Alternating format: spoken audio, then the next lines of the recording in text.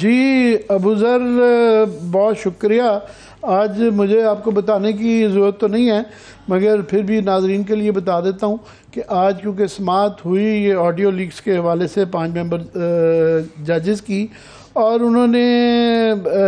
जो है हुक्म इम्तना अपना बरकरार रखा। ये जो एक ख़ास में गवर्नमेंट के कहने पे एक कमीशन बन गया था जस्टिस फायज़ ईसा का, और समाज जो है इसके ऊपर जो है गैर मुअय्यना मुद्दत तक मुलतवी कर दी है।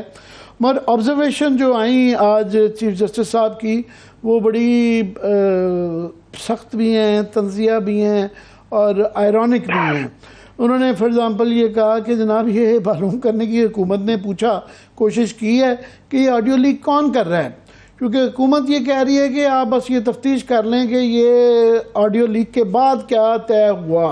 क्या क्यों हुआ, जिसके अंदर वो कह रहे हैं पहले सबसे। और इसमें जस्टिस खोसा साहब का भी फैसला आ चुका हुआ है। अभी हाल ही में बाबर सत्तार साहब ने भी, इस्लामाबाद हाई कोर्ट के जज साहब, उन्होंने भी बड़ी सख्त की हैं कि जनाब ये बड़ा इंपॉर्टेंट है कि पहले पता करें कि इजाज़त हो सकती है कि नहीं हो सकती। साथ में उन्होंने कहा कि पहले ऑडियो लीक्स, चीफ जस्टिस साहब ने कहा कि पहले ऑडियो लीक्स के ज़रिए जजों की तस्दीक की, फिर तफ्तीश याद आ गई कि ये राना सनाउल्लाह साहब की तरफ इशारा कर रहे थे कि उन्होंने प्रेस कॉन्फ्रेंस कर दी और वो ऑडियो लीक्स सुना दी, तो अब ये तफ्तीश कर रहे हैं। उन्होंने कहा जी ये दूसरा, क्योंकि वो ये अपील की गई थी कि 3 जजेस के ऊपर एतराज़ कर दिया था, तो उन्होंने कहा जी ये चीफ जस्टिस आईनी ओहदा है, ये जो आपने कमीशन भी जो बना दिया है ये चार्ज इस्तेमाल कोई और नहीं कर सकता। तो मुनीब अख्तर साहब, जस्टिस साहब ने भी, उन्होंने कहा जी साहिल ने जज तब्दील कराना हो तो बस आसान तरीका हो गया कि ऑडियो लीक बनाकर जो है वो करवा दी जाए और फिर कहा जाए कि जनाब आप नहीं इसके ऊपर बैठ सकते। अब उस दिन मैंने नाज़रीन की उसके लिए ये ऑब्जर्वेशन पढ़ दी कि अगर किसी को मिस हो गई हो, आप इसके केस के मतलब ज़रा बताएँ कि ये एक किसी भी मुअज़्ज़म मुआशरे में जिस तरीके से ऑडियो लीक्स का एक सिलसिला जारी है और तवातर से जारी है, और इस केस के हवाले से ज़रा अपनी प्लीज़ ज़रा ओपिनियन दीजिएगा। देखें आमिर साहब, आपके जो सवाल है उसके अंदर छोटा सा जवाब का हिस्सा भी है। आपने बात अभी कर दी कि एक मुहज़्ज़ब मुआशरे में क्या इस चीज़ की इजाज़त दी जा सकती है कि नहीं दी जा सकती। तो पहला सवाल यही है, और बल्कि जवाब भी यही है, क्योंकि इस वक्त हमारे मुल्क के अंदर मैं जो देख रहा हूँ कुछ पिछले 12-13 महीने से, शायद इससे पहले भी कभी हुआ हो ज़ियाउल हक साहब के टाइम पे या मुशर्रफ साहब के टाइम पे, कि मुल्क के अंदर जंगल का कानून है। मुहज़्ज़ब मुआशरा इस वक्त नहीं रहा, क्योंकि रूल ऑफ लॉ जिसकी हम बात बहुत करते हैं, आपका जो आइन है जिसको वो प्रोवाइड करता है, लेकिन उस पर इम्प्लीमेंट होते हुए मुझे नजर नहीं आ रहा। और जहां तक ये ऑडियो लीक्स कमीशन की बात है, देखिए इसकी आप कॉन्स्टिट्यूशन देख लें तो एक तो इसका सबसे बड़ा मसला ये है, जो इसके TOR जिन्होंने बनाए थे उसमें जो पहला बेसिक बुनियादी सवाल था जिसके ऊपर पूरी बिल्डिंग खड़ी है, जिसकी फाउंडेशन है कि ये ऑडियो लीक जो है ये फोन टैपिंग की किसने है, फोन्स को बग किया किसने है, पहला सवाल ये है। और क्या जिस शख्स ने किया है या जिस अथॉरिटी ने किया है उनके पास कोर्ट का वारंट मौजूद था कि नहीं था, और क्या वो कानूनी और आईनी तरीके से जो है इसको टैप किया गया कि नहीं किया गया। क्योंकि हम लोग हमेशा ये कानून में एक टर्म यूज करते हैं, फ्रूट ऑफ पॉइजनस ट्री।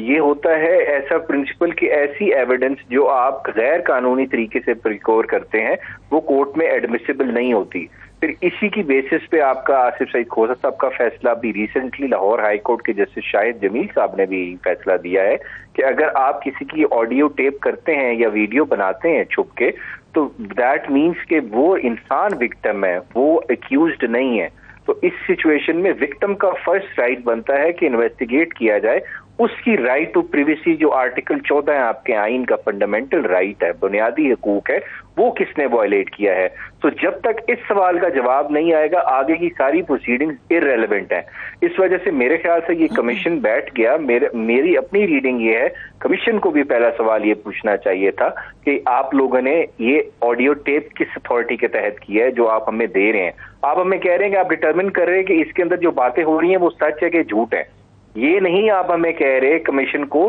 कि आप इन्वेस्टिगेट करें ये किस इंसान ने या किस अथॉरिटी ने गैर कानूनी तरीके से टेप किया है इसको। सो पहला सवाल यही बनता है, और बिल्कुल सुप्रीम कोर्ट ऑफ पाकिस्तान ने इसकी पिटीशन को सही एंटरटेन किया है।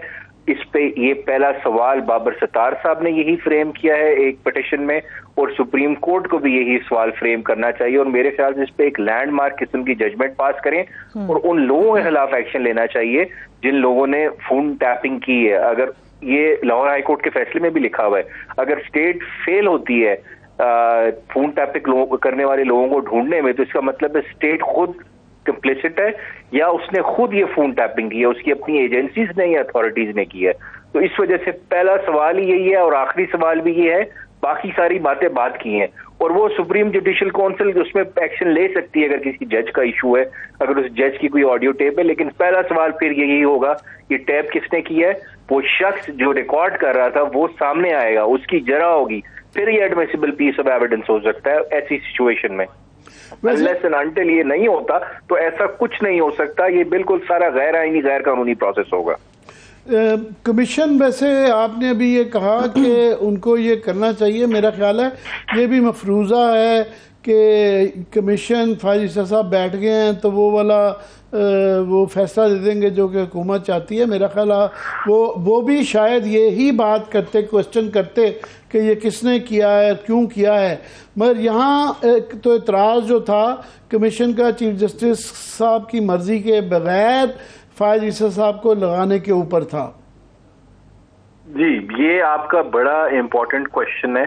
देखें, ये हम देख रहे हैं 2013 की सुप्रीम कोर्ट की जजमेंट भी आई थी, उसके बाद भी बेशुमार जजमेंट्स आई हैं। वो ये कहती हैं कि जब आप किसी जुडिशियल या क्वाज़ाई जुडिशियल बॉडी को बनाते हैं और उसमें जब मेंबर्स अपॉइंट करते हैं और उसके चेयरमैन अपॉइंट करते हैं, तो हमेशा कंसर्न्ड चीफ जस्टिस की परमिशन या कंसल्टेशन आपने जरूर करनी है। और कंसल्टेशन का वर्ड इसमें मतलब, इसका जो इंटरप्रिटेशन है वो ये है कि वो बाइंडिंग होनी चाहिए। अगर चीफ जस्टिस साहब ही रिकमेंड करेंगे एंड ऑफ द डे के इन ये नाम इस कमीशन में या इस जुडिशियल या क्वाज़ाई जुडिशियल बॉडी में होने चाहिए। जैसे आपके ये ट्रिब्यूनल्स होते हैं, इनकम टैक्स के आपके होते हैं, आपके सर्विस ट्रिब्यूनल्स होते हैं, कंपटीशन एपेलेट ट्रिब्यूनल्स हैं, ये सब में चीफ जस्टिस साहब की कंसल्टेशन होती है। तो आप एक जुडिशियल बॉडी बना रहे हैं जिसने लोगों के राइट्स डिटरमिन करने हैं, जो लोगों के इंटरेस्ट डिटरमिन करने हैं, तो उसके अंदर और आप उन्हीं के ही इंस्टीट्यूशन से लोगों को अपॉइंट कर रहे हैं और उनकी कंसल्टेशन नहीं है, तो मेरे ख्याल से ये सेपरेशन ऑफ पावर प्रिंसिपल है जो 3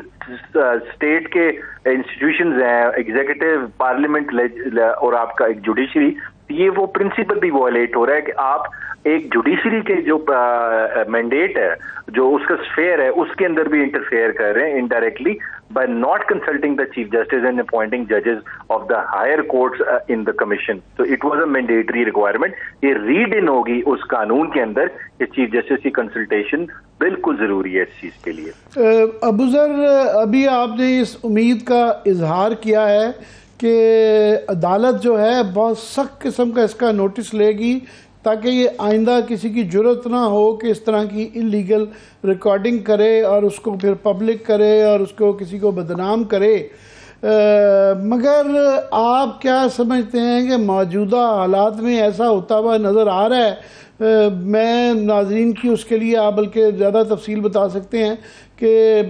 इफ्तिखार चौधरी साहब का जो बेनज़ीर भुट्टो के वो केस था, उसमें जब ये रिकॉर्डिंग असाम का इशू आया था तो उन्होंने कहा जी इसकी बुनियाद पे गवर्नमेंट को